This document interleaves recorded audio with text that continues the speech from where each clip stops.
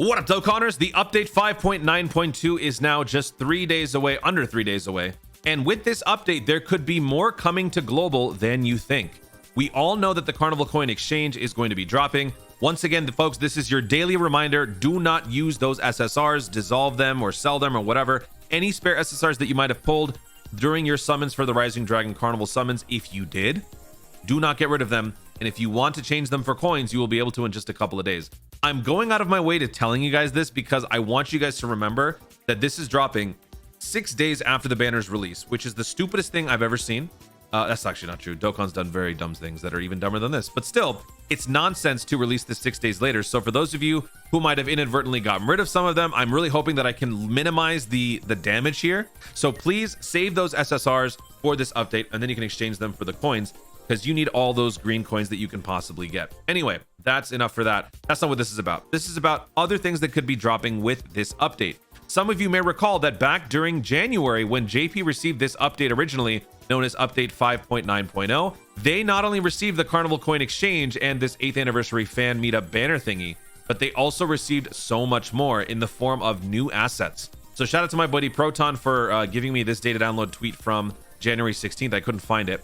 But in this list of data stuff that they dropped, they gave us new assets right here. So all the stuff that we were expecting to see, but then if we scrolled further down, this set off a firestorm of conversation in all the different corners of the Dokkan universe. People on Reddit, Twitter, Discord, people are wondering, what the heck is a standby skill? What is a unique skill? What are these new gauges? What is all this? This is some crazy high-tech stuff coming to JP Dokkan, or probably the 8-year anniversary, right? Every single year, Dokkan will release a new unit, like, I don't know, what do you call it? New mechanic, some sort of new intuitive concept that will, bring JP players back into the fold and, recalibrate into Dokkan, right? So this year it was unique skills, active skills, charge mechanics, and whatnot. So this was a whole thing where people were trying to decipher what they were looking at, Google Translate, taking a defensive stance. Frieza seemingly had infinite defense. What was a finisher effect? What did this whole defensive stance thing mean? Lowering defense has now become relevant again. We now see this active skill effect that is like the opposite of the one that we're used to. Instead of it being orange and up, it's blue and down. What's going on? Blah, blah, blah, blah, blah, blah, blah, blah, blah.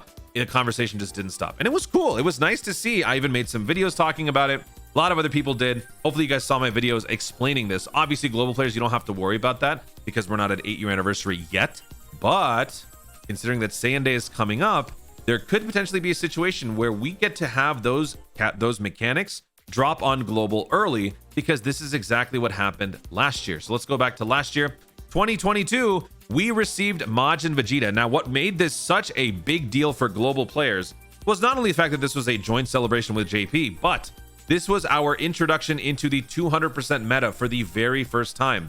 We hadn't seen this before, except on the sidelines watching JP players relish in the new LR Super Saiyan 4s and the LR Super Saiyan Gods, right?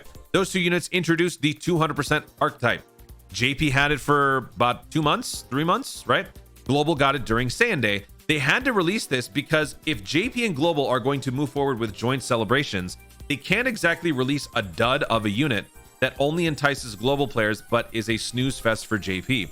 If they're going to be releasing units moving forward, it has to sort of be comparable to the hype that was generated during that year's anniversary. So since Saiyan Day takes place during March, that's 2 months after, or I guess like a month and a half after, JP has experienced the 8-year anniversary.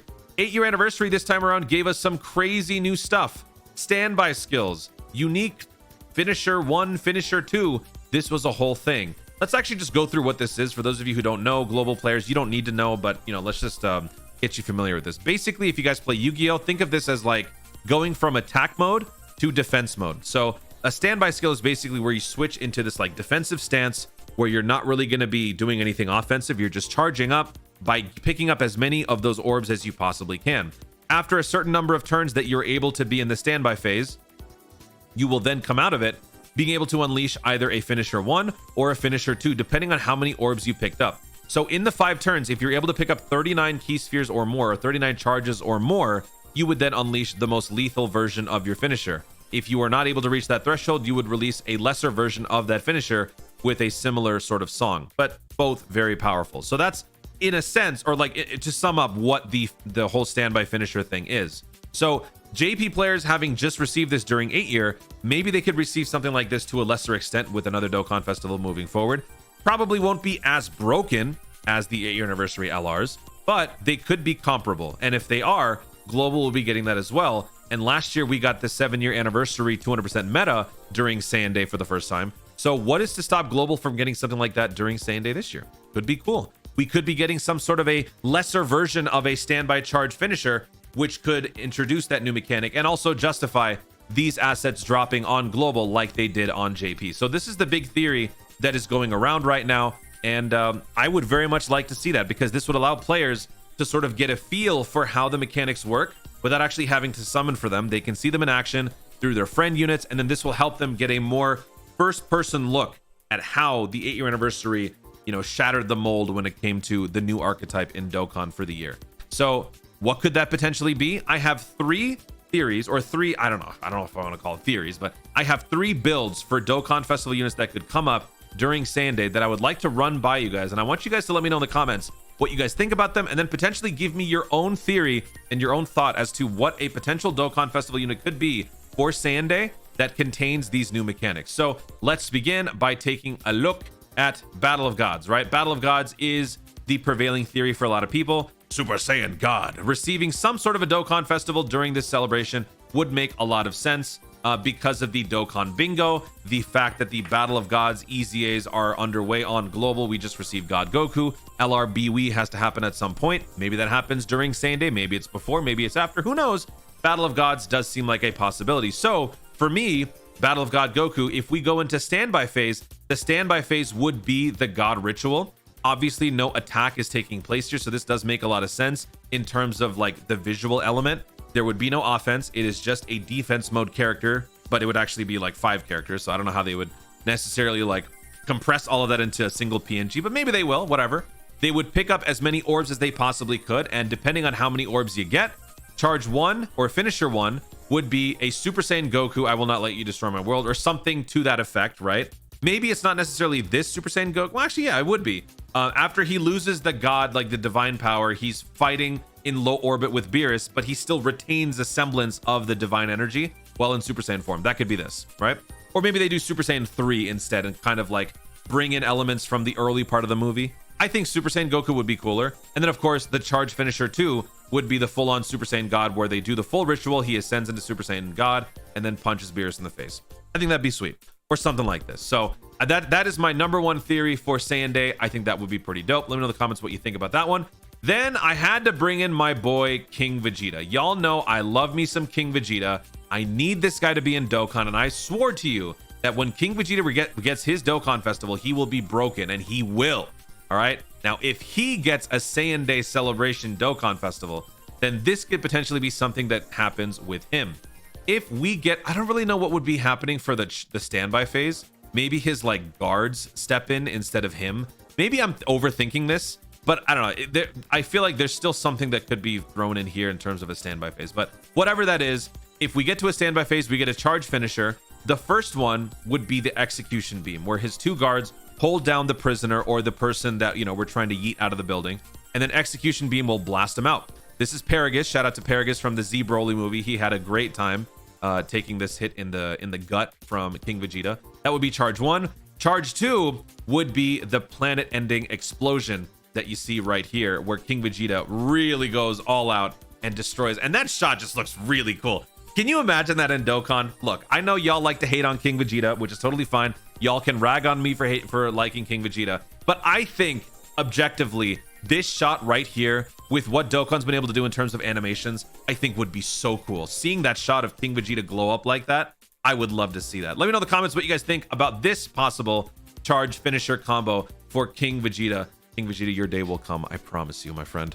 And the final one is Broly Second Coming. I cannot say that I came up with this idea. Thinking of Broly for Saiyan Day, I didn't really think about it, but Broly Second Coming could potentially be a thing. It's just a theory. Shout out to my buddy Proton. He sort of threw this out there for me. But Broly Second Coming, what could we see for this one? I don't think this is going to be, realistically, the Saiyan Day celebration. But if they did, he would stand by into Berserk, where he takes no damage, right? He's just standing there charging up, Kakarot, right? Nothing, you can't hurt him. If he gets to charge 1, he will finish you off with a crushing huggy attack, right? We all know this shot of Gohan and Broly. It was very nice. The spine tingler, if you will. That would be the first charge attack, and the second one would be gigantic meteor, where he hits you with the giant green energy, and you know you're dead. So those are some of my ideas for the charge finisher combo. It's actually got me thinking of some new ways to kind of approach these like Dokkan Festival speculation videos. I actually had a lot of fun with this. So let me know in the comments what you guys think about these 3 ideas. Which one out of the 3 seems like the most realistic? And then which one do you think could potentially be dropping for Saiyan Day? I don't know. The more that I look at this, I actually really want King Vegeta again. Maybe, I don't know. I like Battle of Gods, but dude, King Vegeta actually getting these 2, this one in particular, I would be so down. Anyway, that's it. Guys, thank you so much for watching. If you enjoyed the video, be sure to leave a like down below. Let me know in the comments your thoughts about possibly getting the charge finisher stuff early on Global Dokkan for Saiyan Day. Do you think that that's going to happen? Do you think it's not possible? And if so, which unit do you think is most deserving of a charge finisher sort of Dokkan Festival setup for the upcoming Saiyan Day celebration? Let me know in the comments down below. Also, be sure to subscribe for more Dokkan content in the future and click the notification bell so that you let YouTube know I want to see more by stuff. Do it. Thanks again. Stay tuned and remember to Dokkan responsibly.